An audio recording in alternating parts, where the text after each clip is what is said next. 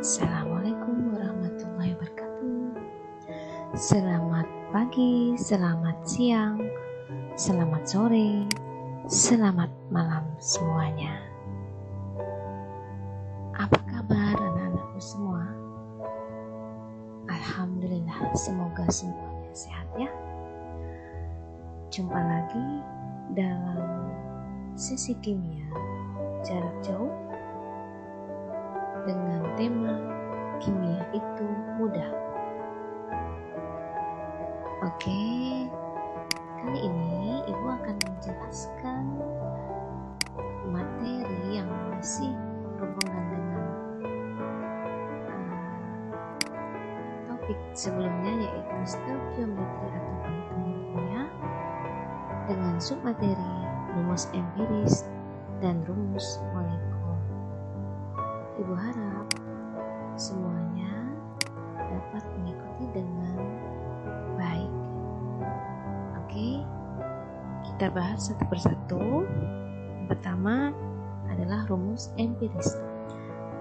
Rumus empiris atau biasa disingkat dengan RE adalah perbandingan jumlah mol unsur-unsur yang menyusun suatu senyawa. Ibu ulangi, rumus empiris itu adalah perbandingan jumlah mol unsur-unsur yang menyusun suatu senyawa.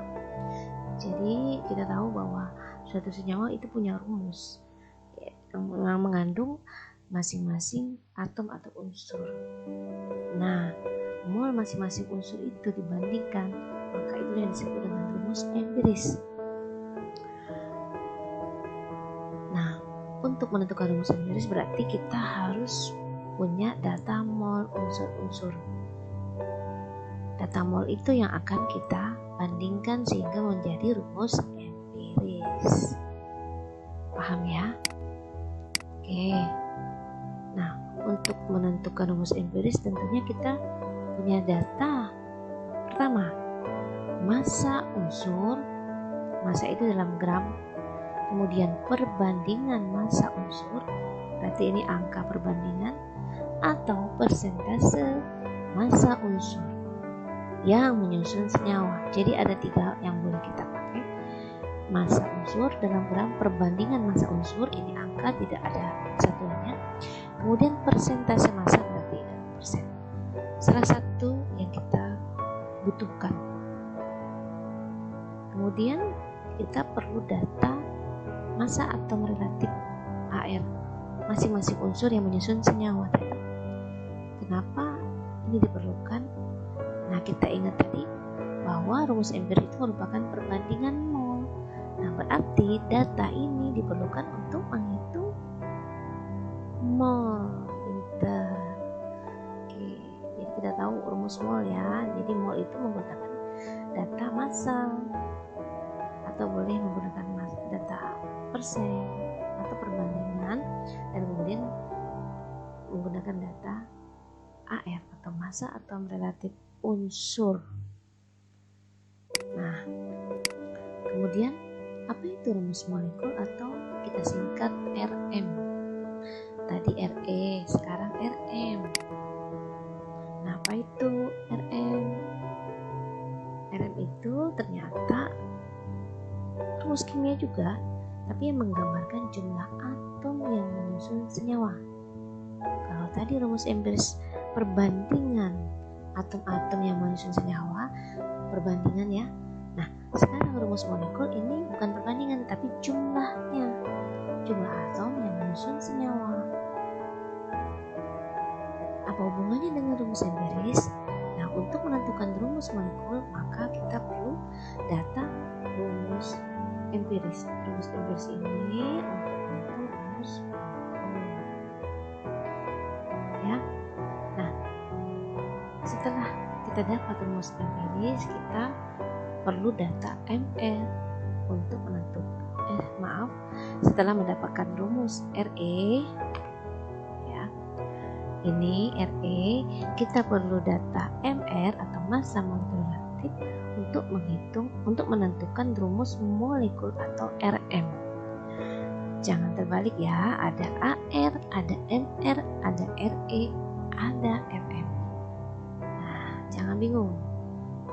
punya singkatan, jangan kalah sama singkatan.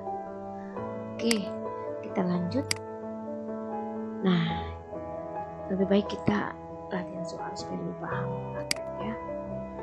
Ini ada soal 12 gram senyawa organik dibakar. Ingat, kalau ada kata organik berarti itu senyawa yang mengandung atom karbon. Nah, atom karbon ini biasanya ada temannya, yaitu atom hidrogen, oksigen, atau yang lainnya. Di sini kita masih menggunakan senyawa organik yang sederhana, yaitu atom karbon berikatan dengan hidrogen dan oksigen, atau atom karbon dengan hidrogen saja. Oke, nah kemudian kita lanjut ya. Senyawa organik dibakar menghasilkan 17,6 gram gas karbon dioksida. Tahu ya rumusnya ya? Ini apa? Iya, CO2. Good. Dan 7,2 gram uap air. Apa rumus uap air? Oke, H2O. Benar. Nah, jika diketahui ARH sama dengan 1, O sama dengan 16, C sama dengan 12, kemudian massa 1 molekul senyawa sama dengan 1 kali 10 pangkat min 22 gram. Kemudian diketahui bilangan Avogadro L sama dengan 6 kali 10 pangkat 23. Tentukan rumus empiris dan rumus molekul senyawa tersebut. Nah, ini soalnya banyak padat ya, padahal sederhana sekali. Yang penting kita tahu apa yang ditanya di soal. Nah, intinya tadi ini ada senyawa organik, kemudian dibakar itu berarti menggunakan oksigen plus O2. Hasilnya adalah CO2 dan H2O. Nah, itu yang ditanya apa? Organik ini rumusnya apa? Kita tahu di sini menghasilkan karbon dioksida dan uap air. Nah, kita ambil atom-atom yang ada di sini ini sebagai atom yang menyusun senyawa organik tadi. Oke, kita lanjut. Baik, sekarang kita akan coba selesaikan soal tersebut. Nah, kita tahu tadi kita akan menentukan rumus empiris, maka kita harus menentukan massa masing-masing unsur penyusun senyawa tadi. Nah, bagaimana kita tahu atom atau unsur apa saja yang menyusun senyawa organik? Nah, ada clue-nya, yaitu di soal diketahui produk hasil senyawa produk dari pembakaran tadi adalah CO2 dan H2O. Nah, CO2 ini kan mengandung C dan O2. Berarti senyawa organik tadi mengandung C. Nah, apakah mengandung O2? Kita belum tahu. Kenapa? O2 ini bisa karena kandungan dari senyawa organik, bisa juga karena hanya dari pembakar. Pembakarnya tadi kan adalah oksigen, berarti sudah pasti ada oksigennya. Nah, yang pasti kita sudah tahu bahwa senyawa organik tadi mengandung C. Nah, sekarang C dari CO2 ini dapat kita tentukan massanya. Jadi massa C dari CO2 itu caranya adalah kita tentukan dari massa atom relatif C dibandingkan kepada massa molekul relatif senyawa karbon dioksida dikali massa CO2. Jadi ya, ini berat C-nya per berat total gitu maksudnya. Nah, ini massa total. Kita masukkan angkanya ARC 12, MrCO2 itu berapa?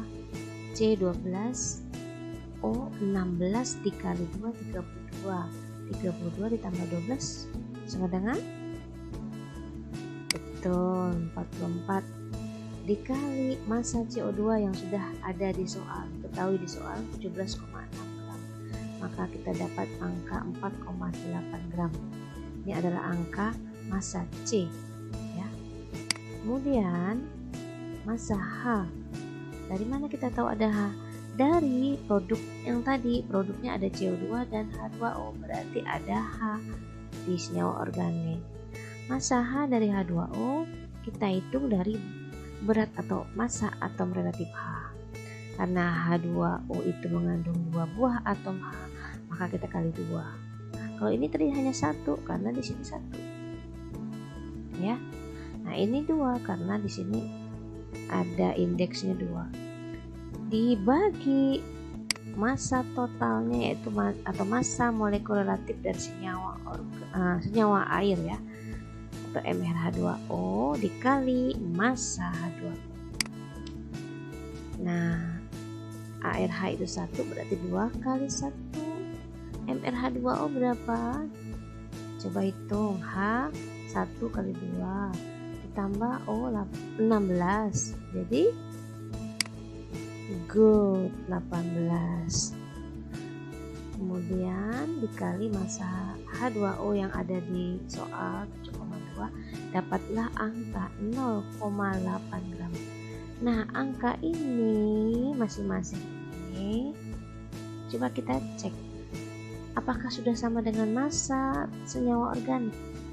4,8 ditambah 0,8 berapa ya? 5,6. Oke, kita cek. Nah, benar ya, 5,6.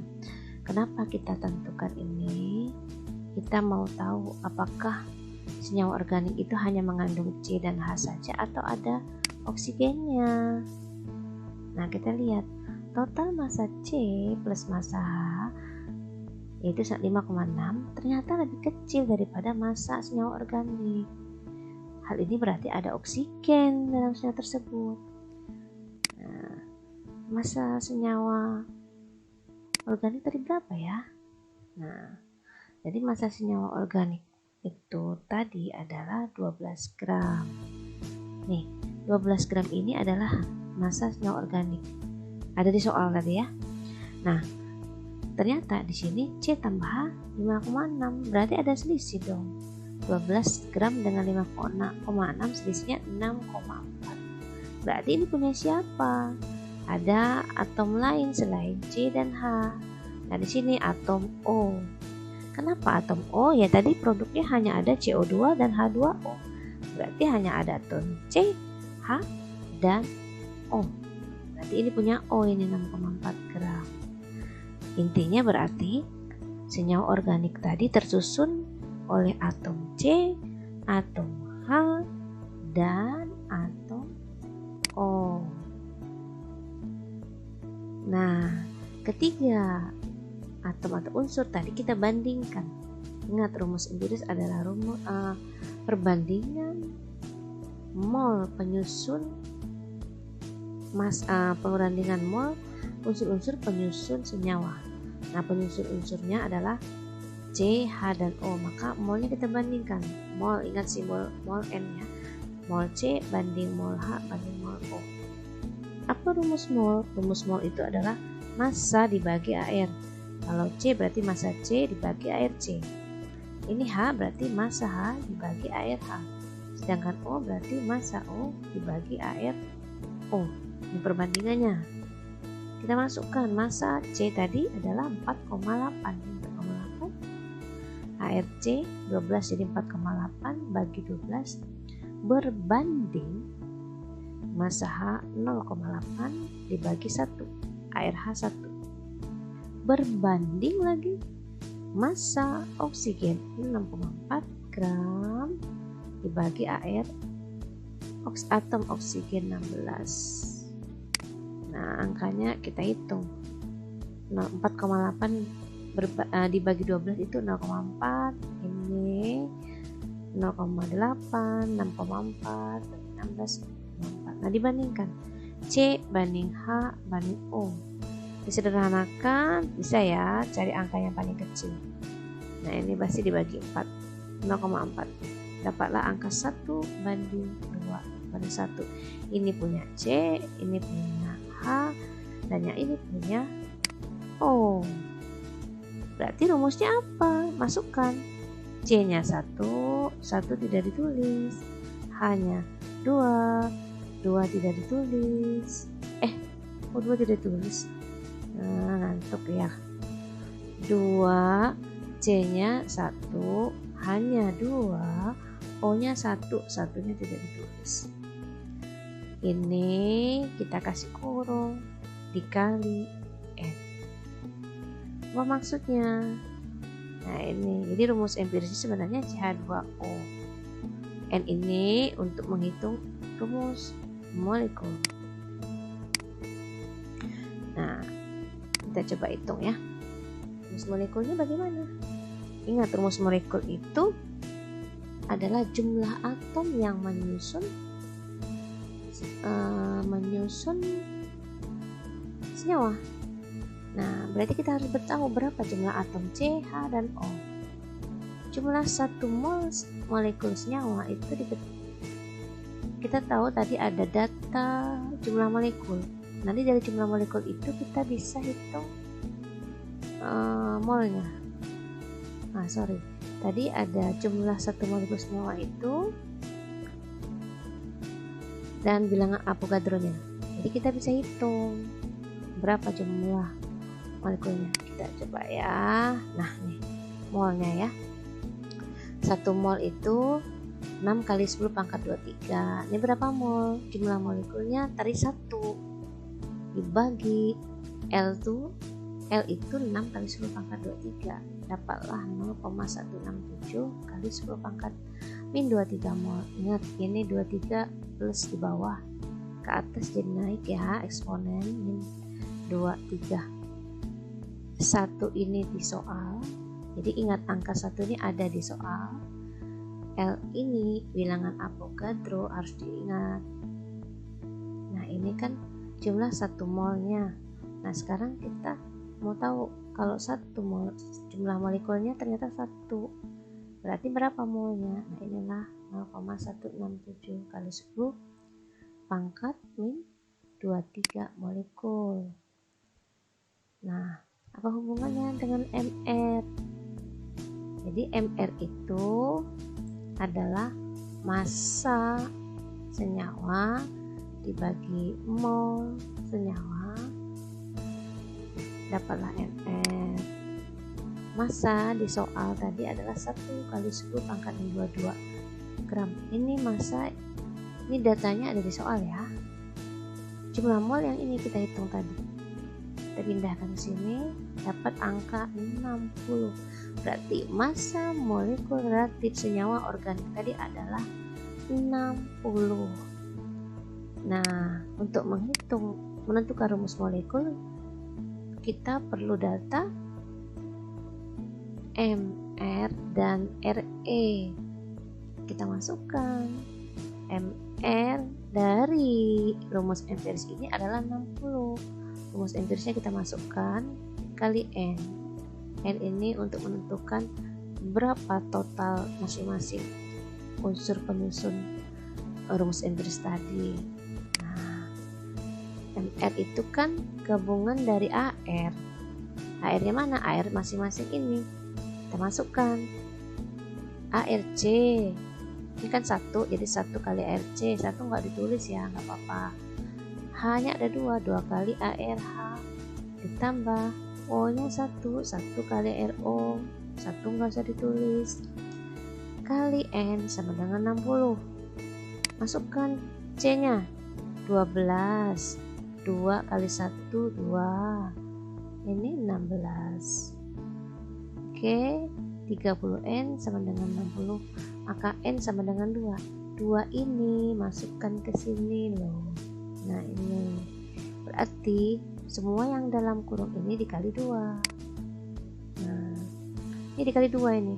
2 kali C-nya 1 berarti C-nya ada 2. 2 kali H 2 berarti hanya 4. 2 kali 1, 2, maka jumlah masing-masing atom yang menyusun senyawa organik tadi ya ini, C-nya ada 2, H-nya ada 4, O-nya ada 2. Berarti rumus molekul senyawa organik tadi adalah C2H4O2.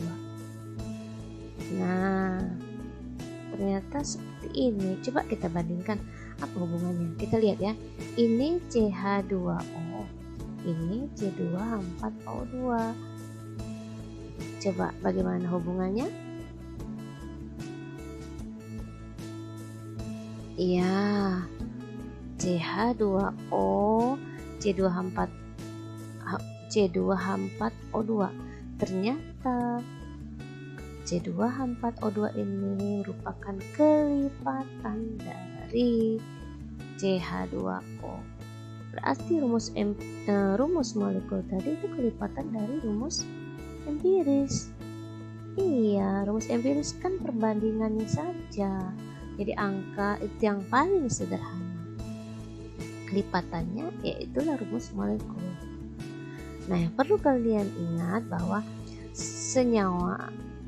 tidak semua senyawa itu rumus molekul dan rumus empirisnya berbeda ya.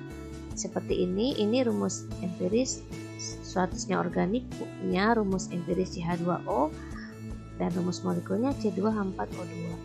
Ada juga senyawa yang punya rumus empiris dan rumus molekulnya sama.